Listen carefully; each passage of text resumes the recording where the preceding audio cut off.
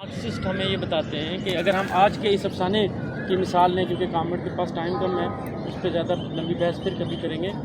لیکن یہ ہے کہ آج کا افسانہ جو ہے وہ میں سمجھتا ہوں کہ بہت شاندار ہے۔ مثلا اچھا ادب کیا ہوتا ہے؟ ہم دوستوں کو لٹریچر پڑھاتے ہیں، افسانے، ناول پڑھاتے ہیں، ہم تو بلکہ فلمیں بھی دکھاتے ہیں، لیکن ظاہر ہے کہ ہماری جو فلمیں ہم دوستوں کو دکھاتے ہیں اور جو لٹریچر، افسانے، ناول ہم ریکمینڈ کرتے ہیں وہ مختلف ہوتے ہیں۔ تو ہم اچھا ادب جو ہے وہ دوستوں کو پڑھانا چاہتے ہیں، کیونکہ ہم یہ سمجھتے ہیں کہ ادب بالکل روح کی غذا کی طرح ہوتا ہے۔ جس طرح موسیقی کے بارے میں کہتے ہیں، وہ آپ کو فریش کر کے آپ کو دوبارہ زیادہ سخت اور زیادہ پرپیچ موضوعات کے لیے تیار کرتا ہے۔ یہ بہت ضروری ہے کہ ہم سب دوست جو ہے وہ افسانے پڑھیں، ناول، لیکن ہم پاپولر آرٹ کی بات نہیں کر رہے، ہم پاپ میوزک کی بات نہیں کر رہے، شور شرابے کی، جس کو میں پاپ کی بجائے پاپ میوزک کہتا ہوں کہ وہ پاپ ہے بیسیکلی نا تو نہ ہم ایسی فلموں کی بات کر رہے ہیں جس کے اندر چند لوگوں کی کہانیاں، بڑے بڑے گھر دکھائے جا رہے ہیں، بنگلے دکھائے جا رہے ہیں، بلکہ ہم یہ کہہ رہے ہیں کہ ہم ایک ایسے ادب کی بات کر رہے ہیں جو زندگی کا نمائندہ ادب ہے۔ اور اچھے ادب کی اور زندگی کا نمائندہ ادب کی خصوصیات کیا ہیں؟ اس کی سب سے بڑی خصوصیت یہ ہوتی ہے کہ اس کے جو سارے کردار ہیں وہ سماج کے مختلف طبقات کے نمائندہ ہوتے ہیں۔ جیسے یہ افسانہ اگر ہم اس کو بطور مثال سمجھنے کی کوشش کریں تو اس کے اندر جتنے کردار ہیں، مثال کے طور پہ جو اس کا جو ہیرو کا جو باپ ہے وہ کسان، پیزنٹری کا نمائندہ ہے، جو کان کنی کے مزدور ہیں وہ ظاہر محنت کش طبقے کے نمائندہ ہے، بیچ میں ریاست کا نمائندہ کریکٹر جو ہے وہ انہوں نے تھانے دار یا پولیس کی شکل میں بنایا، پھر ایک انہوں نے سرمایہ دار کا کریکٹر بنایا جس میں آ کر جو ہے وہ ریاست کی مدد سے جو اجتماعی ملکیت تھی اس کو انفرادی ملکیت میں بدل دیا اور نجی ملکیت کے اندر لے کر آیا۔ پھر اس نے جو ہے وہ ایک جاگیردار کا کریکٹر بنایا کہ کس طریقے سے وہ پوری جو ہے وہ پانی کا رخ اپنی زمینوں کی طرف موڑ لیتا ہے اور باقی سب کو خشک سالی اور ان کو مجبور کر دیتا ہے۔ یہ وہ ایسی باتیں نہیں ہیں جو ہم نے ارد گرد نہیں دیکھی۔ اگر ہم نے سندھ کی مثال دیں تو ہم نے ابھی فلڈز کے اندر دیکھا سندھ کے اندر کہ کس طرح ہمارے جاگیرداروں نے جو ہے وہ پانی کے راستے تبدیل کر دیے، اپنی زمینیں تو بچا لی لیکن لوگوں کو ڈبو دیا۔ ایسے ہی جب قحط پڑتا ہے، خشک سالی ہوتی ہے، تو وہ پانی جب آتا ہے تو وہ اس کا رخ اپنی زمینوں کی طرف کر دیتے ہیں۔ اسی طرح ہم رحیم یار خان اور جو تھل کے علاقے وہاں دیکھتے ہیں کہ جرنیلوں کی زمینوں کے لیے اسپیشلی تھل کینال نکالی گئی، جس پہ سندھ کے لوگوں کو بہت زیادہ اعتراض تھا، جو معاہدہ سندھ طاس کے خلاف ورزی تھی، جس کی وجہ سے پانی جو تھا وہ عام لوگوں کا پانی چوری کر کے جرنیلوں کو دے دیا گیا، جنہوں نے 20-20 روپے ایکڑ وہاں ریگستان میں رقبے خریدے اور اس تھل کینال کے پانی سے آج وہ جو ہے وہ 25-25 40-40 لاکھ کے ایکڑ میں تبدیل ہو چکی۔ تو یہ ایک لوٹ مار تھی، اس کو وہ ایک افسانے کی شکل میں، اور پھر اس نے استعارے استعمال کیے، بہت ہی خوبصورت استعارے۔ پانی جہاں پر ایک بنیادی چیز ہے زندہ رہنے کے لیے، لیکن وہ ہر بنیادی انسانی ضرورت کا استعارہ اس نے بنا دیا کہ انسانوں کو زندہ رہنے کے لیے، جس طرح مارکس کہتا ہے، اس سے پہلے کہ وہ غور و فکر کریں، اس سے پہلے کہ وہ محبت کریں، اس سے پہلے کہ وہ کوئی ترقی پسندانہ کردار ادا کریں، سماج میں کوئی تعمیری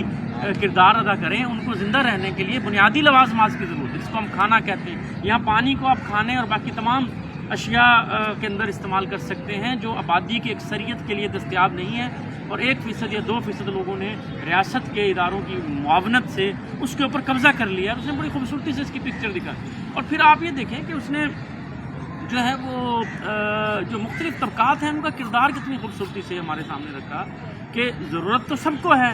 لیکن جب پیزنٹری کے سامنے جو ہے وہ بات کرتا ہے، اور پیزنٹری کا جو ایک سماج کے اندر یا کسانوں کا جو ایک محدود کردار ہے کہ وہ بہت زیادہ ترقی پسندانہ کردار عام حالات میں ادا نہیں کرتے، وہ محنت کشوں اور مزدوروں کے کردار کی جو ہے وہ قیادت کے اندر تو متحد ہو سکتے ہیں، یا پھر وہ جاگیرداروں اور سرمایہ داروں کے ساتھ ہوتے ہیں، سرمایہ داروں کی قیادت کے اندر جو ہے وہ کوئی کردار ادا کر سکتے ہیں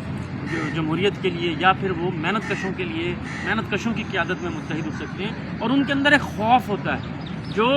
خوف بنیادی طور پر ان کی ملکیت کے تصور کے ساتھ جڑا ہوتا ہے۔ جو ہی اس کو پتہ چلا کہ ایک ایسا خواب جس کے اندر جو ہے وہ سب کچھ سب کو مل جائے گا، فراوانی ہوگی، اذیتیں ختم ہو جائیں گی، یعنی ہمارے پاس بھی وہ سب کچھ ہوگا جو جاگیردار کے پاس ہے، جو وڈیرے کے پاس ہے، تو اس نے اس کو فوری طور پر گناہ تصور کر لیا، اس نے اس کو ایسا سمجھنا شروع کر دیا یہ کیسے ممکن ہے۔ جاگیردار تو ظاہر ہے اعلیٰ ہے، عرفہ ہے، اس کو جو مذہبی جو رہنما ہیں وہ بھی یہی بتاتے ہیں، قانون کی کتابوں میں بھی یہی لکھا ہے کہ ان چیزوں پر تو جاگیردار کا حق ہے۔ اور آپ جاگیردار جیسا بننے کا خواب دیکھ رہے ہیں، اس کا مطلب ہے آپ کوئی جرم کر رہے ہیں، آپ کوئی ظلم کر رہے ہیں، آپ کو غیر قانونی غیر اخلاقی بات کر رہے ہیں. اور یہ 70-80% کسانوں کی عمومی نفسیات ہوتی ہے کہ وہ اپنے جاگیردار کو مقدس، اس وڈیرے کی جو ملکیت ہے اس کو مقدس سمجھتے ہیں، اس کے خلاف بغاوت کا تصور نہیں کرتے. وہ ڈرتے ہیں، خوف کھاتے ہیں جب تک محنت کش طبقہ یعنی کہ مزدور، یعنی کہ صنعتی مزدور، یعنی کہ جو کموڈٹی پروڈکشن کے ساتھ تعلق رکھتے ہیں، جب تک وہ کوئی آواز بلند نہیں کرتے، جب تک وہ متحد نہیں ہوتے. اس سے ہمیں نظر آتا ہے کہ اس طبقے کا کردار کتنا زیادہ پروگریسو دکھایا گیا ہے کہ جو ہی ان تک بات پہنچتی ہے، جو ہی ان تک تبدیلی کا ایک پیغام دیا جاتا ہے، اور وہ ڈرتے ڈرتے اپنے، کیونکہ وہ ابھی نومولود مزدور ہے، آپ یہ دیکھیں. اور وہ نومولود مزدور، اس نے ٹرانزیشنل فیز دکھایا کانشیسنس کا کہ وہ پیزنٹری اور پرولٹیریٹ کے کانشیسنس کے اندر پھنسا ہوا ہے. اور جب وہ پیزنٹری سے مخاطب ہوتا ہے تو پیزنٹری اس کو کنزرویٹیوزم کی طرف کھینچتی ہے، قدامت کی طرف کھینچتی ہے، خوف کی طرف کھینچتی ہے، رجت کی طرف کھینچتی ہے، ڈراتی ہے، ریاست کا خوف اس کے منسلک کرتی ہے. اور جو ہی وہ ایڈوانس شعور کی طرف اپنی ٹرانزیشن سے جو ہے وہ پرولتاریہ کی طرف جاتا ہے، اپنے مزدوروں کے ساتھ بات چیت کرتا ہے، تو وہ فوری طور پہ اس پہ کوئی نہ تو حیران ہوتے ہیں، نہ اس کو ڈراتے ہیں، نہ اس کو پریشان کرتے ہیں، بلکہ وہ اس کے اس خواب اور اس کی خواہشات کے اشتراک کی بات کرتے ہیں. یہ اشتراک سب سے امپورٹنٹ ہے. اس لیے اشتراکیت، یعنی جس کو ہم سوشلزم کہتے ہیں، سوشلزم کا ترجمہ اشتراکیت ہے. اشتراکیت کیوں ہم کہتے ہیں؟ یہ ہمارے کوئی ذہنی اختراع نہیں ہے، نہ ہمارا کوئی انا کا مسئلہ ہے، نہ ہم اس کو یہ سمجھتے ہیں کہ یہ ہم نے کوئی کہیں سے یہ قانون بنا دیا ہے، بلکہ ہم یہ سمجھتے ہیں کہ اشتراکیت کا تصور نامیاتی طور پر محنت کش طبقے کے ہاں موجود ہوتا ہے. وہ فوراً اپنے تجربے کا اشتراک شروع کر دیتے ہیں. انہوں نے کہا تمہارا خواب، لے تمہارا کہاں سے، یہ تو ہم سب کا خواب ہے، یہ تو اس نے بھی دیکھا، یہ تو اس نے بھی دیکھا، یہ تو اس نے بھی دیکھا، یہ تو اس نے بھی دیکھا. اور ان کو اس میں کوئی مایوب بات نہیں لگی. ہاں، اس کا مطلب یہ ضرور ہے کہ وہ خواب دیکھ رہے ہیں، لیکن وہ اس خواب کو عملی شکل دینے کے لیے، اس کو شرمندہ تعبیر کرنے کے لیے فی الحال عملی جد و جہد میں نہیں ہیں. یہ بھی ایک اہم بات ہے. لیکن وہ اپنے تجربات شیئر کرتے کرتے ایک نہج پر، ایک ایسی سطح پر ضرور پہنچتے ہیں، اور ان کے اندر ہمیشہ آپٹیمزم ہوتا ہے. اس لیے محنت کش طبقہ جو ہے وہ ہمیشہ کسی ایسی وقت اور ایسی گھڑی کے انتظار میں ہوتا ہے جہاں وہ لاوا پھٹے، وہ غصہ جو نسلوں کا، صدیوں کا غصہ ہے، جو محرومیاں ہیں، جو بنیادی ضروریات کی قلت ہے، جو باقی ساری چیزیں ہیں، وہ اس کے انتظار میں ہوتے ہیں کہ کسی ایک جگہ سے اگر وہ نکلے تو یہ ذہن میں رکھنا چاہیے. ہم سے بھی اکثر لوگ سوال کرتے ہیں نا، آپ محنت کش طبقے کی بات کر رہے ہیں، وہ دیکھیں محنت کش تو وہ تو پیر کے پاس جاتا ہے، وہ تو بڑا مذہبی ہے، وہ تو بڑا کنزرویٹو ہے، وہ تو اپنی زندگی سے خوش ہے، وہ تو تبدیلی کا سوچتا ہی نہیں ہے. تو یہاں کرشن چندر بڑی خوبصورتی سے ہمیں بتا رہے ہیں کہ اگرچہ وہ روزمرہ معمول میں پھنسے ہوئے ہیں، وہ صبح دفتر جاتے ہیں یا فیکٹری پہ جاتے ہیں یا کام کی جگہ میں جاتے ہیں، شام کو واپس آ جاتے ہیں، لیکن وہ روبوٹ نہیں ہیں. وہ ان مشینوں کی طرح جن پر وہ کام کرتے ہیں وہ مشینیں نہیں ہیں. ان کی آرزویں ہیں، ان کے خواب ہیں، ان کی خواہشیں ہیں، اور وہ اس کی بنیاد کے اوپر جو ہے وہ سوچتے ہیں، اور روزانہ زندگی ان کو ایک نیا سبق سکھاتی ہے، اور اس سے ان کی خواہش شدت پکڑتی چلی جاتی ہے، وہ مجتمع ہوتی چلی جاتی ہے، اور وہ ایک لاوے کی شکل میں ہر وقت موجود ہوتی ہے. تو ہمیں یہ نہیں دیکھنا چاہیے کہ سرمت پہلے اٹھے گا یا پہلے کوئی ایک محنت کش وہاں سے آواز بلند کرے گا، پھر اس کو سب کو کنونس کرنا پڑے گا. نو، بلکہ جب تحریک چلتی ہے تو ہم نے دیکھا کہ کچھ دن پہلے تک، بلکہ دنوں کو چھوڑ دیں، کچھ گھنٹے پہلے تک سڑکوں پر کوئی نہیں ہوتا، لیکن پھر ایک جگہ سے ایک ٹولی نکلتی ہے، اور دیکھتے ہی دیکھتے ہزاروں لاکھوں لوگ. کیونکہ وہ ایک گہرے سکوت کے نیچے،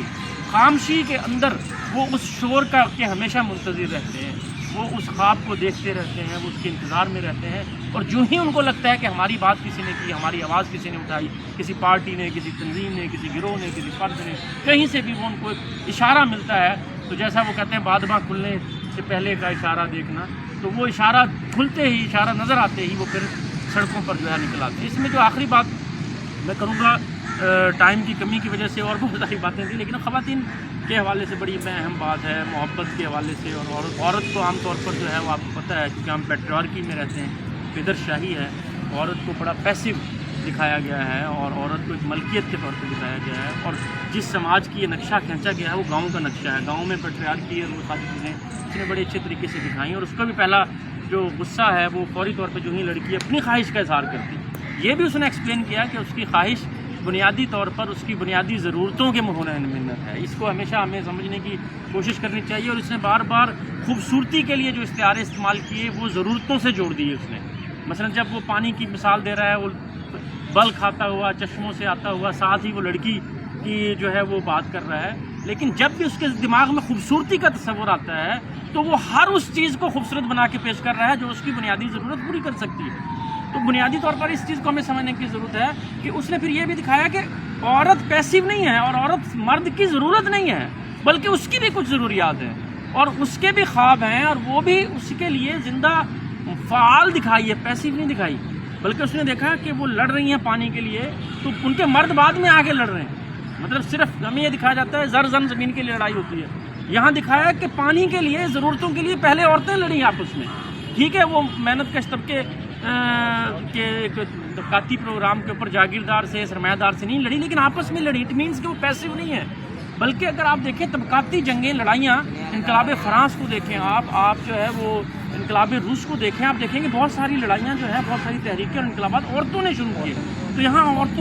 کو پیسیو نہیں دکھایا گیا، اور یہ دکھایا گیا کہ اپنی ضرورت کے لیے، اور یہ اس کی خواہش کا احترام بھی دکھایا گیا. پہلے اس نے کہا کہ میرا دل کیا کہ اس کو قتل کر دوں، میں نے سوچا کہ اس کو آج ہی قتل کروں یا شادی کی رات میں قتل کروں، لیکن پھر اس نے کہا کہ میں بالکل جھیل کے قریب بیٹھا اس کو دیکھتا رہا، کیونکہ اس نے اس کا حق تسلیم کر لیا کہ وہ جائے اچھی زندگی کی طرف، وہ جائے. وہ کوئی ایسی چیز نہیں مانگ رہی جو اس کو بطور انسان وہ غلط چیز نہیں مانگ رہی، بلکہ اس کو زندگی کی بنیادی سہولیات درکار ہیں. اور وہ اس وقت تک کیوں تکلیف میں رہے، انتظار میں رہے کہ جب تک، اور اس کو ایک اچھا موقع مل رہا ہے تو اس نے اس کا یہ موقع اس کو جو ہے وہ اس نے اس کو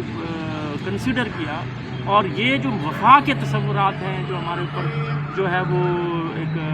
ڈیلے جاتے ہیں، وفا کا مطلب جو ہے وہ مرتے رہنا نہیں ہے یا دوسرے کو مارتے رہنا نہیں ہوتا، بلکہ لوگوں کو اچھی زندگی کے لیے مل کر جد و جہد کرنا ہوتا ہے. اور اگر وہ فوری طور پر مل کر جد و جہد کے مواقع موجود نہیں ہیں تو پھر آپ اس جد و جہد کو جو ہے وہ اس اپنے محنت کش طبقے کی طرف لے کر جائیں. جس طرح جو ہی اس نے خواب دیکھا تو اس نے وجہ تلاش کرنے کی کوشش کی کہ اس نے اس کو بے وفا کہہ کے اس کو لعن طعن نہیں کی، اس نے وہ محرکات دریافت کرنے کی کوشش جن کی وجہ سے وہ گئی، اور پھر اس نے کہا کہ اس کو ختم کیسے کیا جا سکتا ہے. اس کو ختم کرنے کا اس نے خواب دیکھا. پانی کا درخت ایک ایسا خواب ہے، پانی سے مراد یہ کہ ضرورت، اشیائی ضرورت، اور دیہات کے مرکز میں اس نے لفظ استعمال کیا کہ میرے گاؤں کے مرکز میں وہ درخت، وہ کسی حویلی میں نہیں ہے، وہ کسی ایک نکڑ پہ نہیں ہے، کسی 2% لوگوں کے لیے نہیں ہے، مرکز میں. اس کا مطلب ہے سارے گاؤں کے لیے تمام بنیادی ضروریات، تمام گاؤں کی تمام آبادی کے لیے جو کسی بھی مذہب، نسل، قوم سے تعلق رکھتے ہیں. اس نے اس کا خواب دیکھا، اور پھر اس نے دیکھا کہ اگر یہ سب کچھ ہوگا تو پھر میری بانو مجھے چھوڑ کر نہیں جائے گی. اس کا مطلب ہے پھر کسی کی محبت ناکام نہیں ہوگی. تو اس لیے یہاں ہم جب تنظیم بنانے کی یا جد و جہد کرنے کی یا انقلاب کرنے کی بات کرتے ہیں تو ہمیں کہا جاتا ہے یار آپ تو مادی باتیں کر رہے ہیں، آپ کوئی کہتا ہے آپ تو محبت کی باتیں کرو، چھوڑ دو، آپ جو ہے فلاں کی باتیں کرو. ہم کہتے ہیں کہ یہ نظام جو ہے وہ انسانوں کو جانور بنا دیتا ہے، ان کی ارمان خواہشیں قتل کر کے ان کو انتقامی جذبہ پیدا کرتا ہے. پھر وہ ہر دوسرے برباد ہوتے ہوئے آدمی کو دیکھ کر بہت خوش ہوتے ہیں، اور وہ ان کو بنیادی جو ہے وہ جمالیاتی سطح سے گرا کر جانوروں کی سطح تک سوچنے پر مجبور کر دیتا ہے. تو اس لیے اگر ہم نے سچی محبت کو بھی بچانا ہے آج کے دور میں، اور ہم نے عورتوں کا بھی مقام واپس دلانا ہے سماج کے اندر، اور سب کو مل کر ایک بہتر زندگی کی طرف جانا ہے، تو ہمیں بنیادی طور پر اس نظام کو تبدیل کرنا پڑے گا. اور وہ خواب جو ہماری نسلیں دیکھتی آ رہی ہیں، آپ کے والد نے بھی کبھی دیکھا ہوگا، بھلے اس نے مارکس نہ پڑھا ہو، ہر فیکٹری کا مزدور جس نے اینگلز، لینن کا نام بھی نہیں سنا ہوتا، وہ یہ خواب ضرور دیکھتا ہے کہ تمام ذرائع پیداوار نجی ملکیت سے نکل کر اجتماعی ملکیت میں چلے جائیں. یہی سوشلزم کا نعرہ ہے، یہی ہمارا پروگرام ہے، اسی کے لیے ہم جد و جہد کر رہے ہیں، اسی کے لیے ہم سب نے آگے بڑھنا ہے اور اس سرکل کو پھیلانا ہے. اس کو مستقل مزاجی سے کرتے رہنا ہے، تعداد کم زیادہ ہوتی رہے، لیکن دوست ٹائم نکالیں تاکہ اس سے ہم سیکھیں، پڑھیں، سیکھیں. آگے چل کر ہم مووی سرکلز بھی کریں گے، اور جس طرح گورنمنٹ نے کہا کہ ہم سیاسی اور معاشی داس کیپٹل جو ہے یا کمیونسٹ مینیفیسٹو، اس طرح کی بہت ساری چیزیں ہیں جو ہم نے پڑھنی ہیں، اس کو ہم پڑھیں گے. لیکن یہ کہ دوست مستقل مزاجی سے کنسسٹنٹلی سرکل میں آتے رہیں تو بہت کچھ سیکھنے کو ملے.